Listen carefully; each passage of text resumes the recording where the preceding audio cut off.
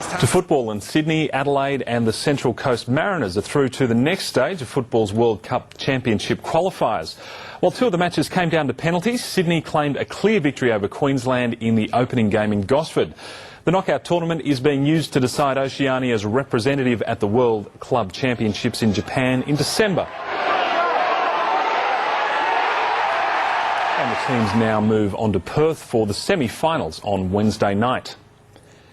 And joining us on the line is Daily Telegraph football writer Philip Micallef. Philip, was there a sense of history last night as Sydney FC and Queensland Raw got into the match? Yes, you could feel a sense of expectation among the 8,000 crowd, which was rewarded with a very entertaining match, I must say, between Sydney and Queensland. It was a very good open match with end-to-end stuff, and Sydney were the deserved winners, but I thought the result was a bit flattering. And do you think it gives us a good taste of what's to come when the A-League gets going?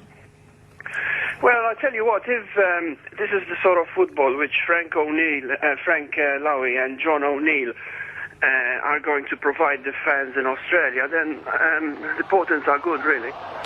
All right, well, the other game saw the Jets play Central Coast and Adelaide face Melbourne. Just describe for viewers who don't know about World Club Championship just how the format works. Well, this tournament in Australia will determine the best team in Australia.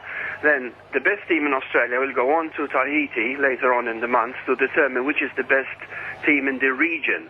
Now, having settled that, the team will go on to Japan at the end of the year to play for the World Club Championship, which is, as the name implies, a championship for all the club champions of all the 6 confederations of FIFA.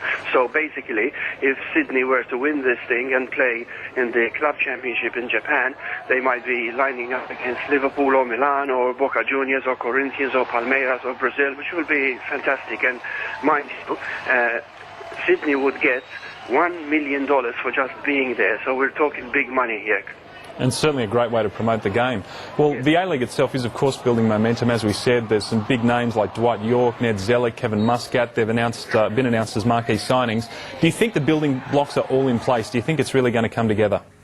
Well, we all hope so, don't we? We've been waiting for this for many years, and, you know, with the likes of Ned Zellick and, of course, Dwight York and other players coming back to give something back to the game here, the fans in Australia are perfectly entitled to sort of rub their hands in expectations, so to speak.